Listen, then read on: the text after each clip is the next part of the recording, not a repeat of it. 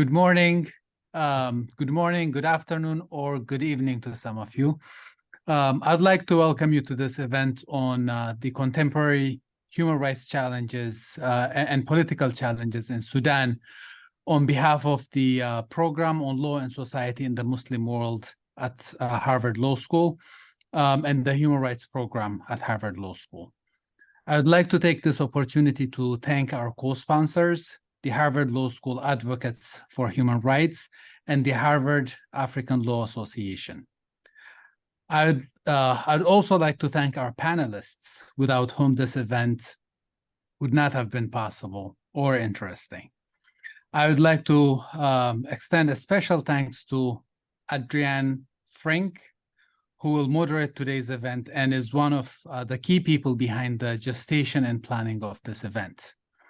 Adrienne, whom I know as a lawyer, an advocate, and a scholar of human rights and of the MENA region and other intersecting fields of study, is a fellow with the Middle East Initiative at the Harvard Kennedy School and a consultant specializing in human rights and refugee-related issues in the MENA region. Adrienne further holds the position as a senior Peace Fellow at the Public International Law and Policy Group. She is a consultant with Fricke Research Solutions, and an expert consultant for Physicians for Human Rights.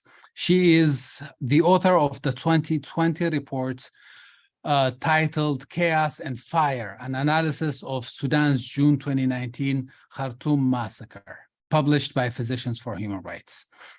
And finally, I would like to thank you, our guests, for being here. With that, Adrienne, I hand it over to you. Thank you so much, Abdelbari. And أهلا وسهلا فيكم. شرفتونا بحضوركم اليوم. Really, it's so wonderful to have you all joining us here today, both the panelists and the attendees. And unfortunately, one of our panelists, the former Minister of Justice, Nasredeen Abdelbari, is unable to join us today, but I am so honored to be guiding this conversation with the esteemed colleagues who are present, and I will introduce them each in turn. Each is a superstar, and each is also a Sudanese expert and acute observer of law and society in Sudan, and we have so much to learn from them. But first, I want to quickly thank the staff and the leadership of both the Program on Law and Society in the Muslim World and the Human Rights Program at the Harvard Law School. Their enthusiasm and their support make vital conversations like this one possible, and we who care about Sudan are really grateful to them. So thank you. So before turning to our panelists, I'm going to provide just a brief snapshot of Sudan's political history leading up to today's conversation for those who might be new to Sudan issues. As many of you know, in mid-April of this year, fighting broke out between the Sudanese armed forces and a rival militarized group that started as a paramilitary, the Rapid Support Forces. They're commonly referred to as the RSF.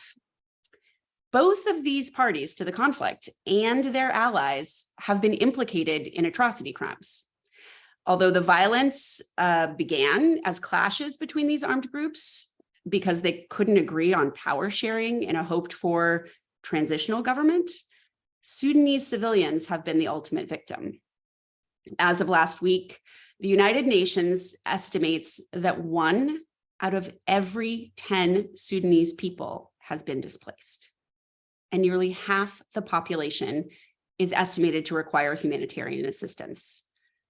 The violence has destroyed large parts of the capital, Khartoum, which is novel for conflict in Sudan, and there has been a lot of conflict in Sudan. There have been high civilian casualties, and the terrible situation in Darfur has once again caught international attention. The situation continues to worsen, and there's fighting being reported in other parts of Sudan, including 2 weeks ago, skirmishes in Port Sudan on the Red Sea. Sudan is a vast country, and it is now seeing outbreaks of violence in places far and wide, and we should all be concerned. Sudan has a long history of military rule, of course, and it has witnessed great suffering, including atrocity crimes. But it has also shown strong civil engagement and tremendous force of protest, including in the demonstrations that resulted in the ouster of President Omar al-Bashir in April of 2019. And in those turbulent months after that massive ouster, there were massacres and torture and intimidation. But ultimately, it resulted in a transitional government in which civilians and the military were, in theory, supposed to share power until a democratic election could take place. That ended with the October 2021 military coup. Many Sudanese in the end of 2022 began to hope for a return to civilian-led democracy, and some steps were taken towards that. But the negotiations ultimately stalled around security sector reform. Now, I should say, this is a much more, everything I've said could be the subject of its own panel. Sudan is immensely complicated, and I am making things simple so that we can have a common entry point. But I'm just stopping to pause and say, I recognize that each of these statements could be the subject of debate. However, the integration of the RSF into the Sudanese armed forces, which could be a panel for another day, was the tipping point of the conflict that we're seeing now. However, this panel is titled "The Challenges of Democracy and Human Rights in Sudan," and I am hoping that our speakers will provide us with insights into strategies for addressing these problems. So I'd first like to turn to Yousra Elbagir. Yousra, you are an award-winning journalist for Sky News and other media outlets based until quite recently in Khartoum. Can you help us understand the role of media and especially social media in the conflict? And what are the potential benefits and downfalls of media coverage? In addition, if you'd like to add anything else, please feel free. Sure. Thanks, Adrienne. I'm happy to be here and talk about this, and hopefully we can move the conversation forward a little bit. It's been a very difficult 5 months, I think, for everyone involved. Just really, really horrific. I think that every time a phone call, a conversation is had with someone back home, you kind of realize that this is really happening, and that we're here. We're kind of in the middle of the worst case scenario. I think just to kind of scale it back and we look at kind of the protests, the wave of protests that we've seen over the last decade. So 2013, student protests, but protests that started in Wed Medani, that came with the announcement of Bashir's announcement that fuel subsidies would be lifted. There'll be kind of these monetary fiscal policies that would impact people's daily lives. Massive crackdown, dozens of people, protesters are killed. Then we see 2016, again, subsidies trigger mass wave of protests. Student protesters in University of Khartoum are arrested, tortured. Asim Umar was tortured and released after years, deaf in one ear from the torture that he experienced from the security apparatus. Then 2018 comes around, and the environment in which that happens, these protests happen, is one, I think, of complete suffocation. No real sense of any alternative options, and just generally kind of a choice being made en masse by people that they would rather face the barrage of bullets of repression than continue to live under such difficult circumstances. And I would say the media, social media primarily, I think more than kind of traditional media, played a massive role in citizen journalism coming to the forefront, narratives being shaped by people on the ground, pushing for what they want, pushing their demands. But inherently, the face of that was very clear, is Bashir stepping down, moving past the Islamist regime. And as student protesters from Darfur were arrested and called saboteurs, there was a call, "We are all Darfur," that kind of brought all of the causes together under one banner. The media was very, very helpful, but I think very quickly the media space became polluted by all sorts of actors that made information very difficult to verify, There was a lot of effort to do that. And I think it was also great to see that feedback mechanism where, traditional media was calling them bread riots. And then you had people online saying, no, these are not bread riots. This is just a trigger for years of repression. So it was great to see that kind of feedback loop. It was great to see things get verified by a community online who obviously felt very strongly about what was happening, both inside Sudan and outside of Sudan. I think what has happened, though, and we've seen this with the transition, is that both Burhan and Hemeti are very media aware. They're being consulted. Hemeti is got his, lobbyists, he's got his people. And what we've seen is this constant posturing as statesmen. And I think that there is a reason why that is a priority, and that is feeding back into the system that has created and legitimized these individuals. So one moment that sticks out to me is Fatou Bensouda, when she was ICC prosecutor, shaking hands with Hemeti in his office. What does that say to people? What message does that share? It's incredibly disheartening, but it also proves to these men that it works, that you can position yourself as a leader and you will eventually become unavoidable by entities who, I would say, have a very cynical approach to Sudan, where the military and militias are seen as a necessary evil that we have to navigate around, which completely then undermines what people are going out to protest for, which is a future where civilians are in charge of the country, in charge of the state, but also living outside of a militarized economy, living outside of a space where protesting comes with a death sentence.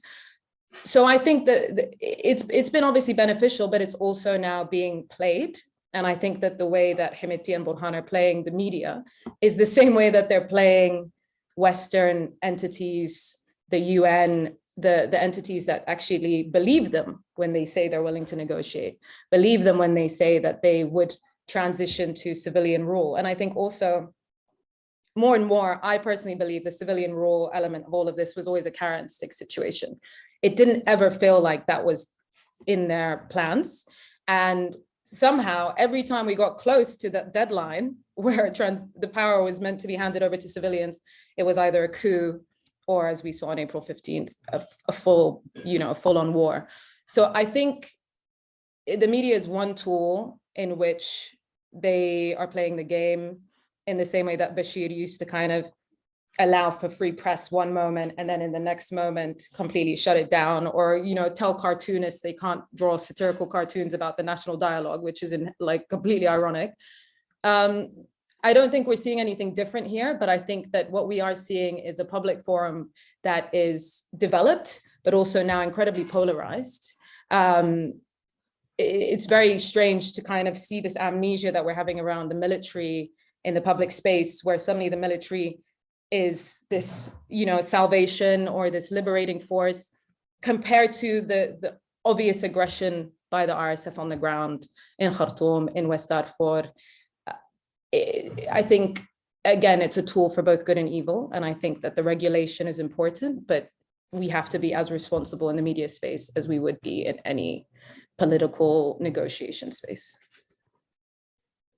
Yousra, that's incredibly helpful, I think, for many of us to understand how sophisticated the use of media is at this point by the main actors in the conflict, and that, yes, that they are being cast in roles that are shocking to longtime observers of Sudanese politics to see the shifts and the characterization, for example, the release of democratic principles by the RSF,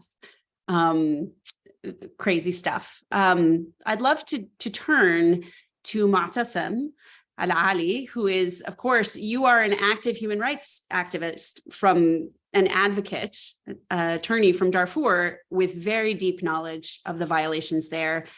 Could you briefly explain to us the connection between the rise of the RSF and its commander, Hemeti, and the crimes that were committed 20 years ago? Could you help us understand the link? Sure. Thank you, Adrienne. And, I'm really grateful to be part of this esteemed panel. And I think, your question is really about how did we really get here? And I think you laid out in your on your introduction a little bit of the history of the conflict in Sudan and the political problems that we've been going through. And I think in answering your question, I think in terms of how did we get here, I think there are two major distortions. First, the failed, political approach in resolving the Sudan problems, right? This has started from, back in the days in 1946, the Sudan Administration Conference, the Juba Conference in 1947, and the like. In these, conferences and settings, our approach has been, signing bilateral agreements, excluding others. And so the direct result of that is, having, transactional agreements, not necessarily addressing the root causes of the problems. And we see the Juba Peace Agreement is a testament to that, failed approaches. And I think the other issue is the lack of accountability. And I think this is easily, we could easily make a case here, right? Most of the abuses and violations across Sudan's history, continue to happen the same way without, holding perpetrators to account.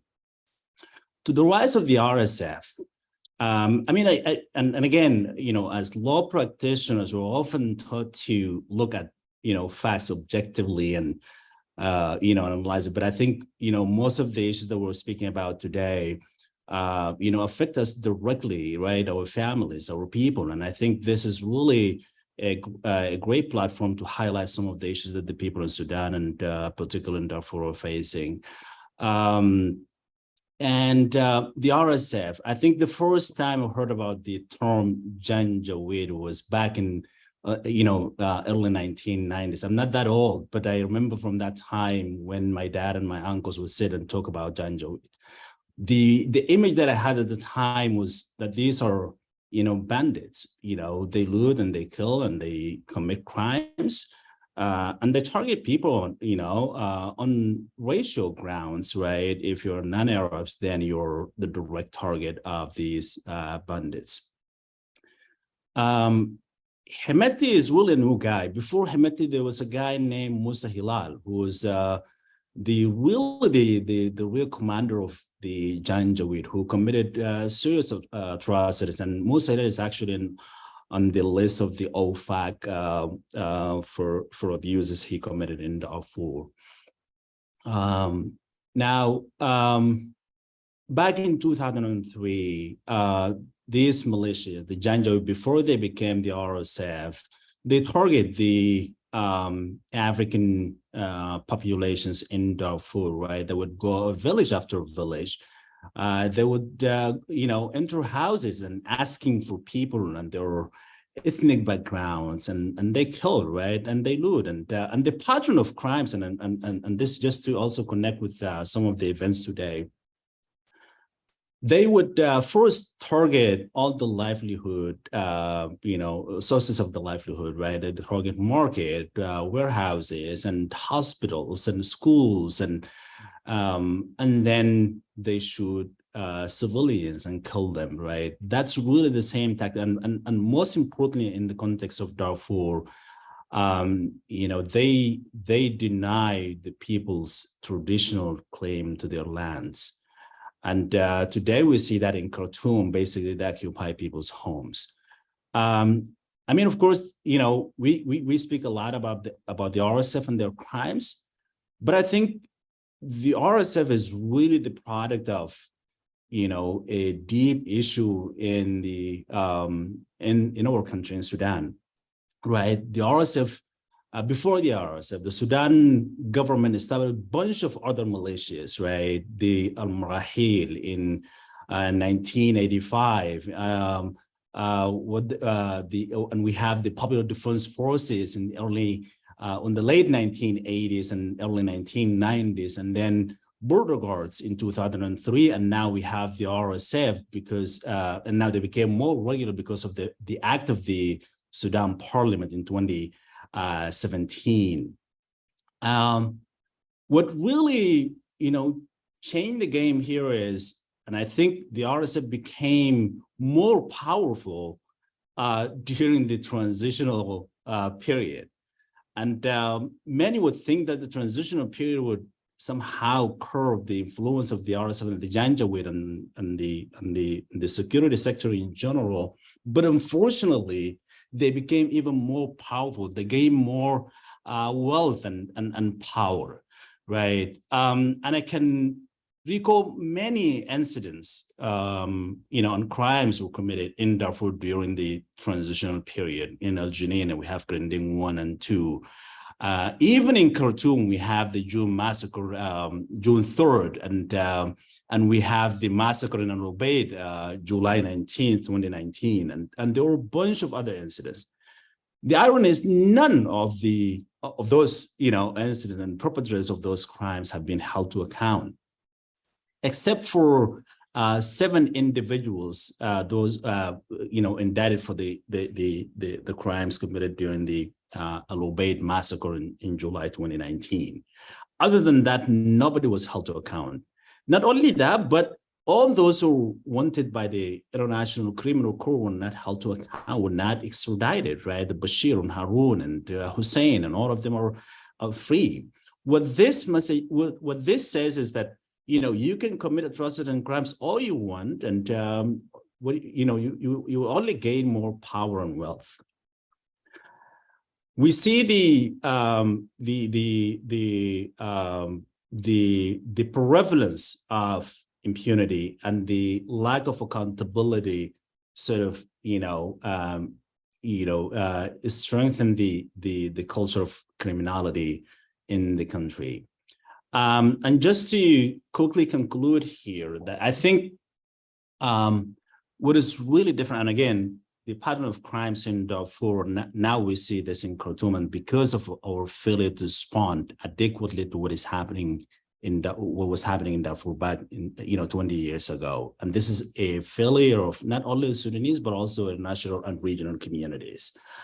Now,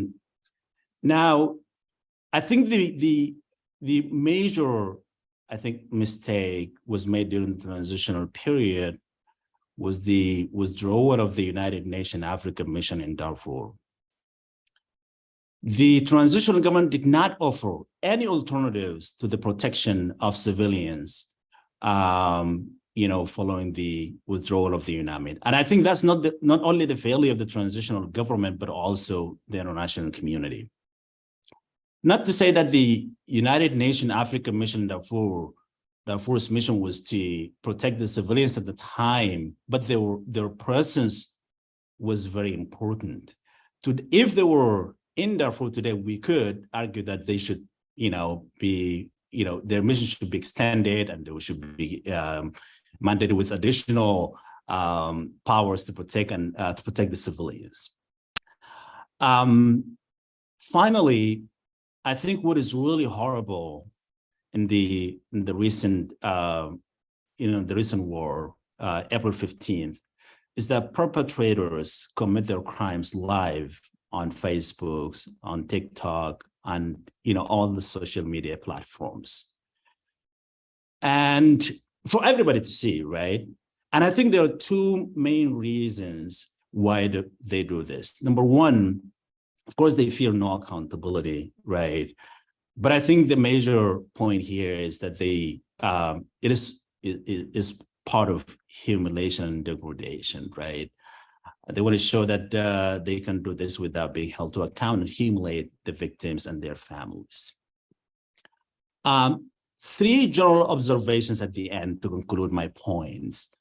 2, the current conflict revealed the failure of the international community in holding the perpetrators to account, right?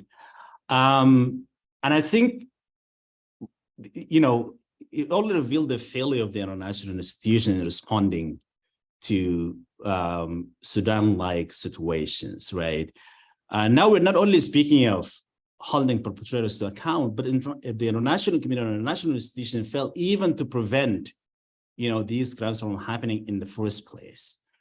And second, I think it is a total intellectual failure, at least from the Sudanese end, right, to offer solutions to the crisis in Sudan, right? Like now we see the majority of Sudanese are either for the RSF or for the Sudan Armed Forces, and I think this is really painful to see. And I think we failed miserably throughout our history. And I think it is because of that failure now we got to this point. I'll stop there and I'll look forward to answering further questions. Thank you so much, Mutasim. That is a sobering reminder of the challenges that lie ahead.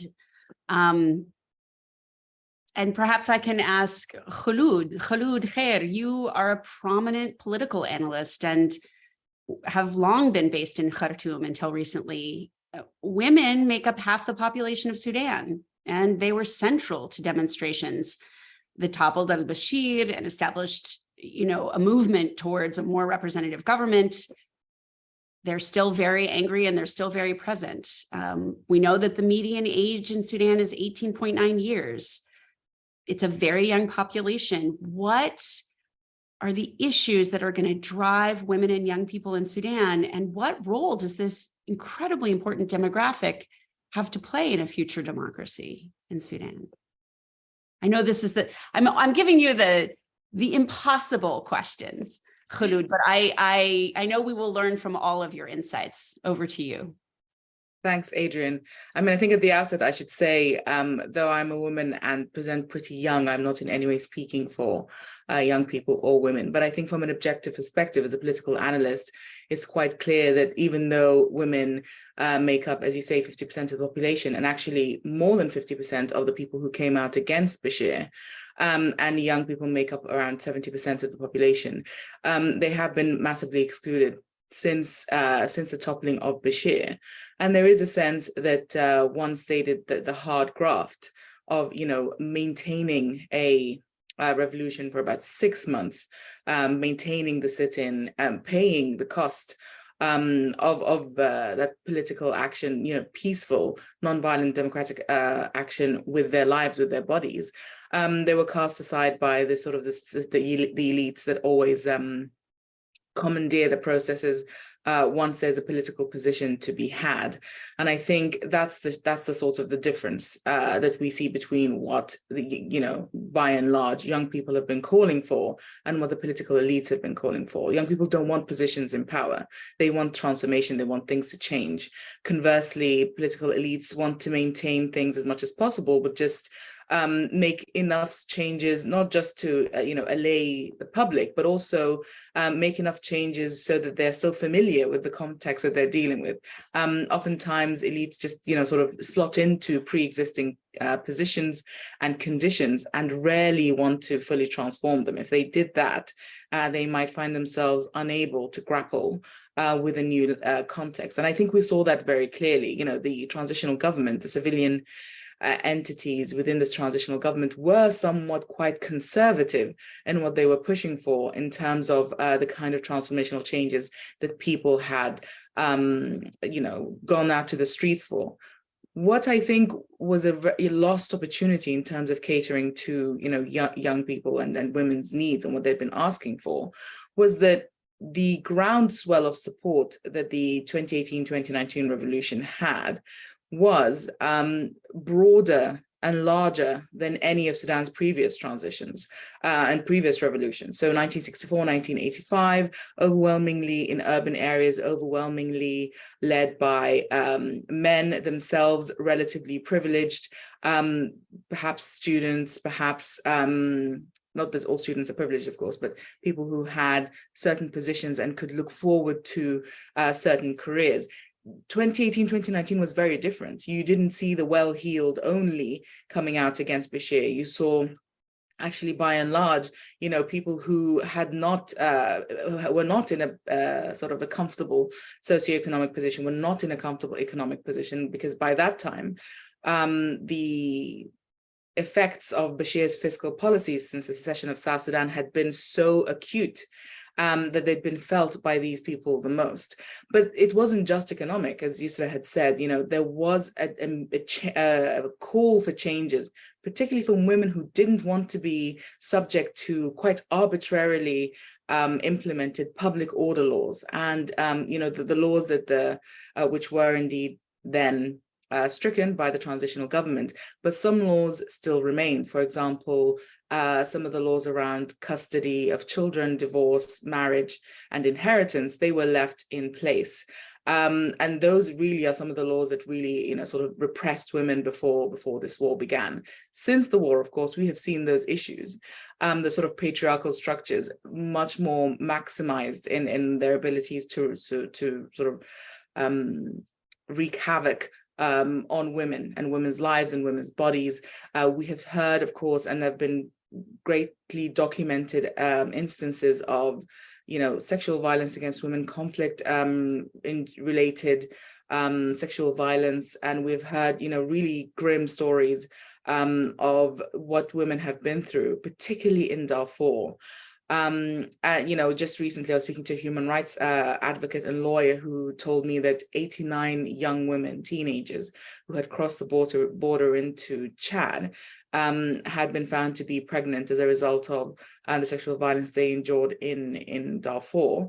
And they had nothing for them. They didn't even have paracetamol for some of them who had endured, pain and other related issues. And it's those kinds of lived realities that I think are so far removed from the sort of the political machinations going on both in Khartoum and elsewhere in these mediation platforms. This war is, yes, a war between the sort of armed elements of Bashir's security sector, but it's overwhelmingly a war against civilians. And we have seen that it is women and young people who bear the brunt of this. Just recently, the African Center for Peace and Justice Studies based in Kampala released a report that said that the RSF had 40 or so underground detention centers, which were also torture chambers in and around Khartoum, and the Sudan Armed Forces had around 8. And it's overwhelmingly young men that are in these torture chambers, if you will. And the reason is that, of course, for Burhan or Hemeti, who still believe that to some degree they can have a military victory, they don't want to see the groundswell of opposition that Bashir faced in 2018 and 2019, confronting them if and when, as they see it, they secure a military victory. Now, all of us who have been, students of history or even had a cursory look at Sudan's history know that these wars of these kinds in Sudan are not settled through military victory, but rather through political agreements and political sort of peace agreements, if you will. I use the term lightly. But what happens when at some point, whether it's in 2, 5, or 10 years, when these two sides sit down and have a handshake and this war comes to an end, what becomes of those people who this war was wrought against? What becomes of those people who have borne the brunt of this war more so than political elites on either side? It's the costs of this war is predominantly going to be on those people who will have very little to say if things remain unchanged in what happens after the war. As Mutasim said earlier, the international community sort of foisted this impunity on Sudanese people out of this very cynical lack of imagination around how to do transitional justice.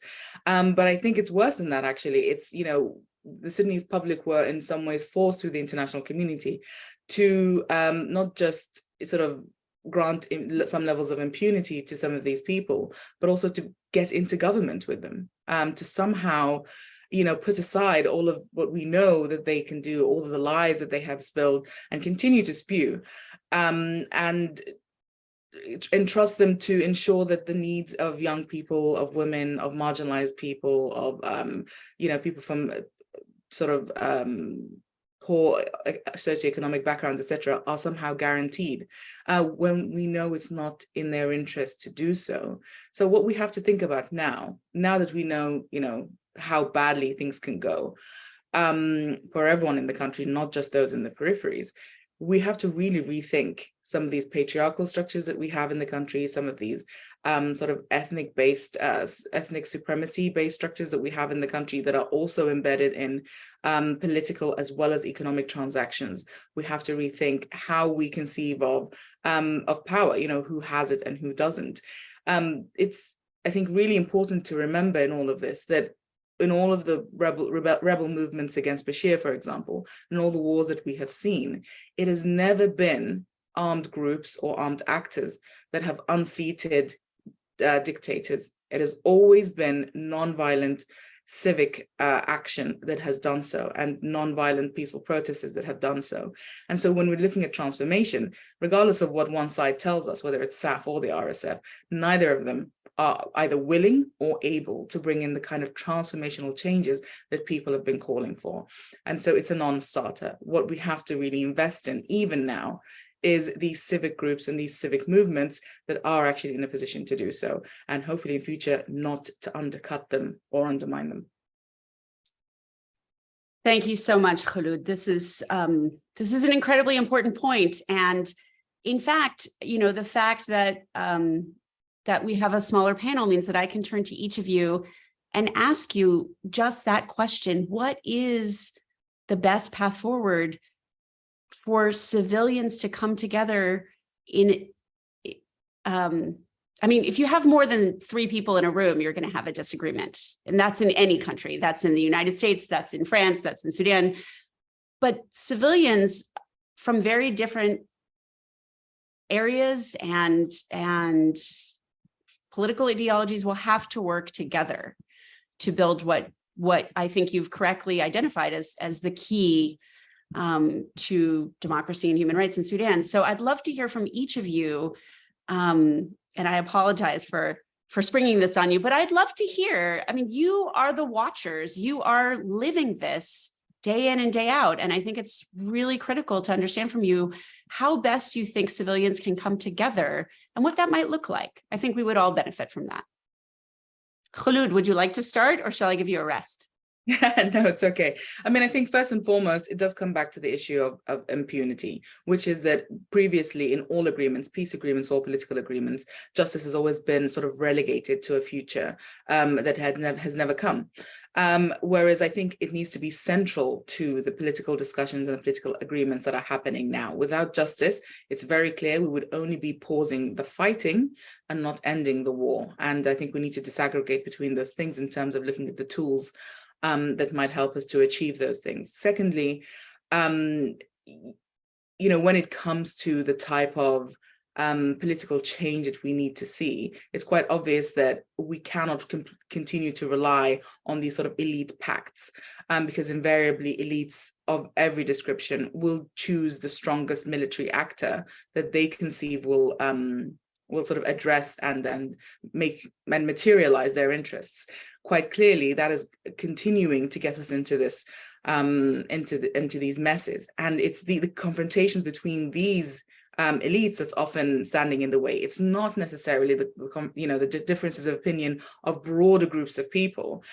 So in fact, it seems as if the broader Sudanese public is being held hostage between by the wishes of these elites. So broadening out the civilian base as much as possible, which is what happened in 2018, 2019, recreating that as much as possible is key. And lastly, there's a lot of talk of who will guide the next sort of civilian government, and who will populate the next cabinet, and who will lead the negotiations to get there. I think the more we focus on the who, the more we're going to be in sort of deep trouble around.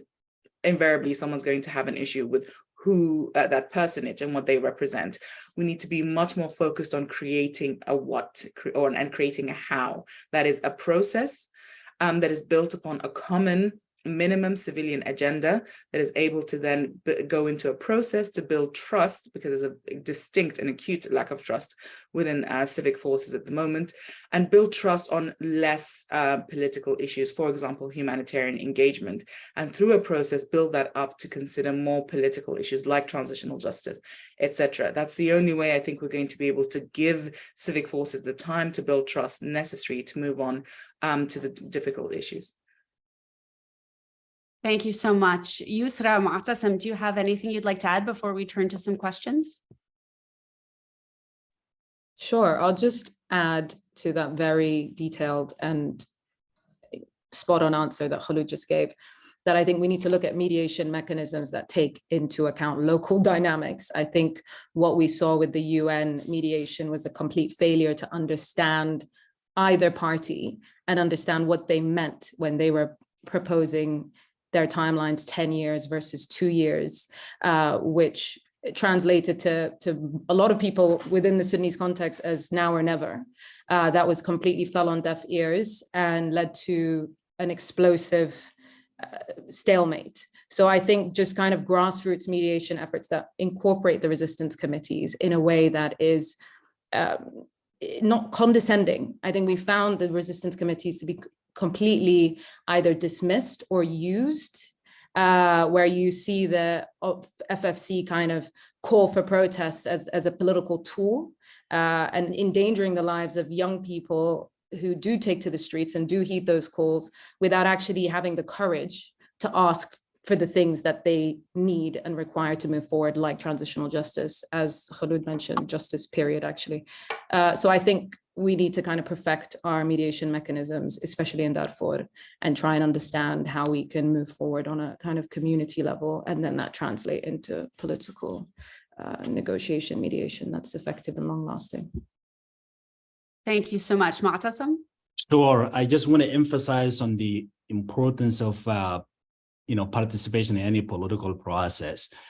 The December Revolution of 2018 offered a valuable opportunity for the Sudanese people to participate in the political discussion addressing the Sudan problems.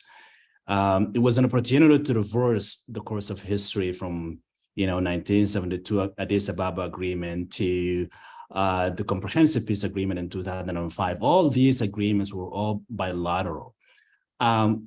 Basically between the government and armed groups. What ended up happening was having, warlords, criminals in power, running the affairs of the Sudanese people. And I think this is one of the failures that we placed faith on, those involved in atrocities to run our affairs. And I think, I would have hoped for the FFC, instead of, visiting different states, Uganda, Kenya, and the like, to build up, a national consensus for the Sudanese people to address their problems. And I think they miserably failed in doing so. And I think this is one of the things that we have to focus on a lot. One more thing, I think, the issue of accountability. There is no peace in Sudan that will ever happen if we continue this culture of, impunity. We need to break this cycle. This cannot be broken by the Sudanese people alone. The international community has to support the Sudanese people. Burhan and Hemeti can never be parties to comprehensive peace in Sudan. This would never happen. These individuals are criminals, and they will continue to commit crimes. Their only hope is to remain in power to protect their wealth and themselves from accountability. And I think the international community has to support the Sudanese people to break that cycle of impunity. Thank you so much, Mutasim. I have been reading through the questions, and if it's okay with you, I'll pose some of them from our guests, many of whom seem to be Sudanese. And we have some questions about representation of civilians. And I think, Kholood, you have all just spoken quite clearly about the problems of representation, but the gist of the question is, are Burhan and Hemeti this is actually less about civilian representation and more about Burhan and Hemeti. And the question is, are they the key player in the war, or are they fronts for regional countries? Is this a regional war at this time? And of course, I think those of us who follow the Middle East have seen this over and over again, but I'm curious to hear where you see regional and international involvement in the current conflict. Over to you. Undoubtedly, we're seeing very, very strong indications that this is a highly regionalized war. And in a way, it was reasonably from the beginning. And that's because in the period prior to the war, we saw both Burhan and Hemeti, cultivating links with regional actors and international actors ahead of any military confrontation that they might have been planning. So we saw, for example, that Burhan was reactivating his engagements through, some of his Islamist allies with Qatar, with Iran, with Turkey, etc. And we saw Hemeti leaning towards the UAE more than he had been before. And there have been recent reports as far as this, as recently as this morning, of potential shipments that have been made from the UAE to the RSF via Chad. There is a sense, though, that this is becoming also at the same time increasingly more regionalized. And that's because at the beginning, there was a sense that this war could be de-escalated very quickly. And as, it became very clear that neither Burhan nor Hemeti was going to, sue for peace very, very quickly, I think regional actors had to effectively pick a side. And in doing so, they had to invest in the side that they have chosen. Now, obviously, within the region, the sort of the most influential actors, Egypt, the UAE, and Saudi Arabia, we know that none of them want civilian democracy in Sudan. So, in terms of the broader question of civilian transformation, maybe they have chosen one side or the other, but they certainly haven't chosen the side of civilian democracy. So whether they are engaged in mediations, whether they're engaged in arms smuggling, in the end, I think the net effect is that none of them will be, could be relied upon, at least not heavily, to help usher in a post-war scenario that sees a civilian political dispensation. Thank you so much. Yousra, we have a direct question for you to elaborate on the Islamist, the role of the Islamists in the situation in Sudan, both before and during the current conflict. I mean, where do I begin? In the 70s, maybe? But I think, the Islamist movement obviously preceded al-Bashir and has now continued post-Bashir. But I think to think that the Islamists and their leaders, who are now obviously free from prison, you've got Ali Usman, God knows where, you've got Ahmed Haroun, God knows where, to think that they're just sitting on their hands is incredibly naive. Their influence in the military is still very much felt. I think as recently as early July, there was talk of the Islamists, the Kazan, raising funds for the army. And I think the Kazan are both the military's strongest kind of support base and also its biggest curse in terms of winning over civilian support for any future post-war in Sudan. I think there's generally that kind of post-Arab Spring vibe of, don't you wish we never left? Don't you wish we were still around? There's a lot of kind of contempt for the fact that this was a failed democratic transition, but not without their involvement and without their kind of instigation behind the scenes. They were constantly agitating the political arena during the transition, and they continue to do so now. And they are Hemeti's strongest weapon in terms of the narrative and in terms of kind of positioning himself as a secular entity who can be maybe manipulated by civilian opposition parties into giving them a country free of Kazan. And so inherently, even if they weren't agitating, their mere presence is being used to kind of strengthen the RSF's position in a country post-war. So they're very much present. I think we will see more in the future, unfortunately. But yeah, they're behind the scenes and kind of the elephant in the room. Thank you so much, Yousra. Mutasim, maybe I can ask you about the other elephant in the room, which is a question that has been posed about the most effective way for the international community to play its role in Sudan. Yeah, no, I think this is pretty much the hardest question, right? With all the divide in the international community and the ineffectiveness of the United Nations Security Council. But I think at this point in time, the most important thing is really to stop the war. And I think one way to do to stop war is to focus on targeted human rights sanctions, right? Sanctions, I mean, alone cannot resolve this in of themselves and not the solution. But I think it's one of the tools that can be utilized to change the behavior of the belligerents. The recent sanctions by the U.S., I think, are very important, and they must be multilateralized by other states.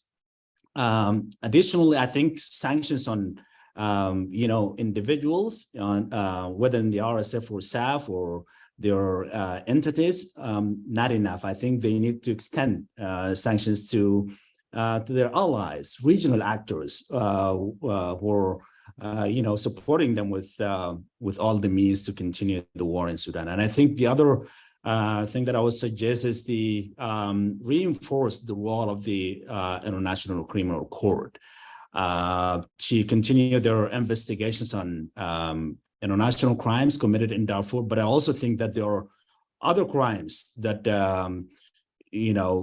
worth the investigation of the ICC on other parts of Sudan, whether that in South Kordofan, Blue Nile, or even other parts of Sudan. And so the ICC's jurisdiction should be extended to include the whole of Sudan and to indict all those involved in the crimes committed against the people of Sudan. And I think these are the two major things that I think will be important in furthering the interests of the Sudanese people and protect them from abuses.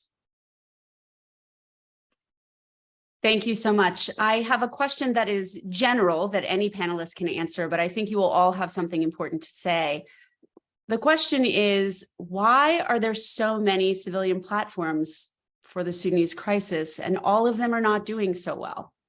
Do you think that it is for Sudanese to face their fate without internationals effectively engaging in ending the war? And I believe this is referring to the various platforms and tracks of peace processes. And I'd really love to hear your opinion, and I think everyone else would too.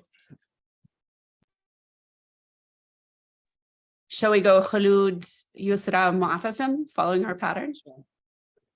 I think the basic answer is mistrust. When you look at these different civilian initiatives, there isn't very much between them. They're all sort of roughly saying the same things. There are, of course, areas of divergence and disagreement, but by and large, they are sort of saying the same things around justice, around sort of citizenship, around, and these are not also new topics that feature in these initiatives. The difference is that no one group, and there are many that are being made all the time, can sufficiently trust that the other group will look out for their interests. And it's that mistrust that's really resulting in the proliferation of different civilian and initiatives. I personally don't think that this is necessarily a problem. I don't think we should pathologize the fact that there are so many different initiatives, because what it means is that at least there is something to build on, that's A.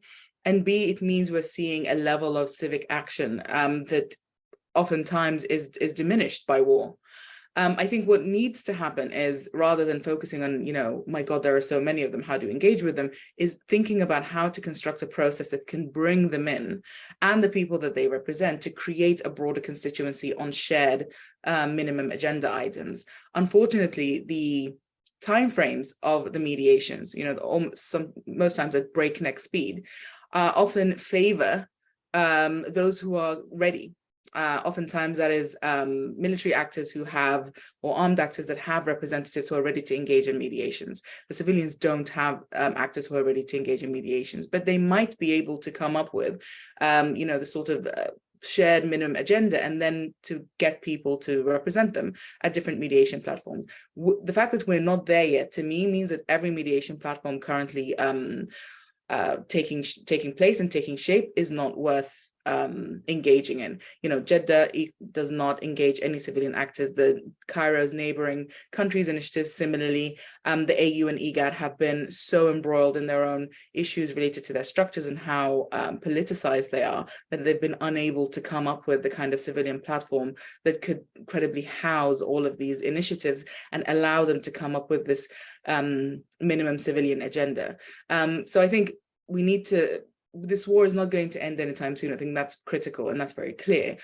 Ceasefire talks can be ongoing to some degree, but when it comes to talking about political issues related to the issues raised in the civilian initiatives, we need to make sure that we take the time to include as many people as possible. But really building trust will be key to all of this.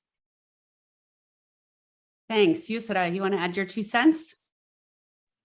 I mean, I think there needs to be a willingness from the parties involved. I think that Hemeti and Burhan's are almost these kind of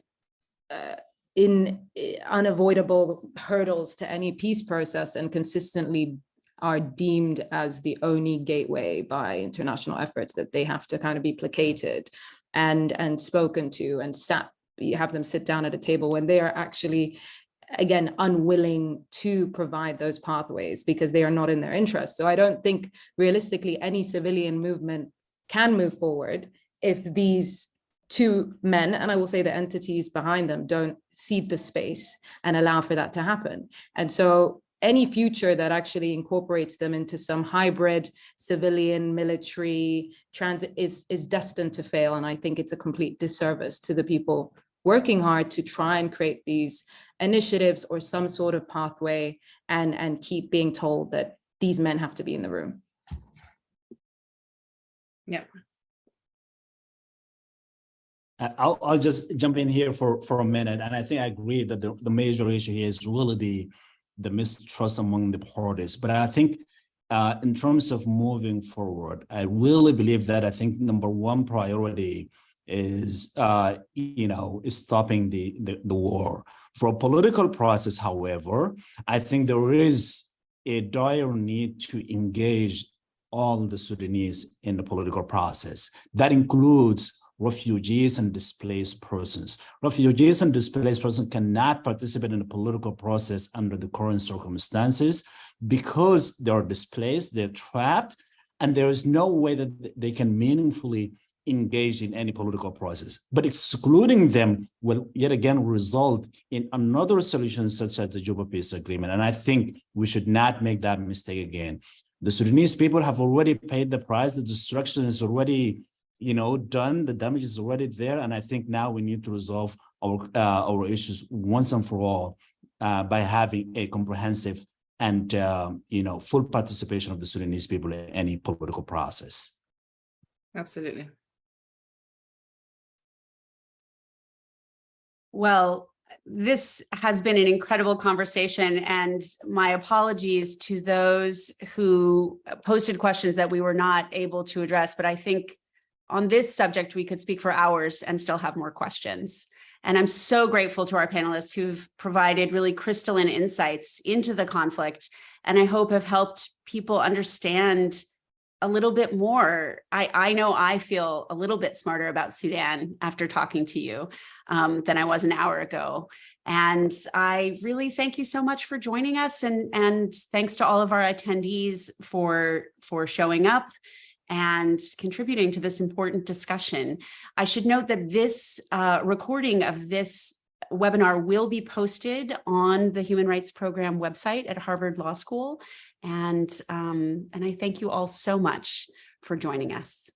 Have a great day. Bye. Thank you. Thank you all. Thank you. Goodbye, everyone. Thank you.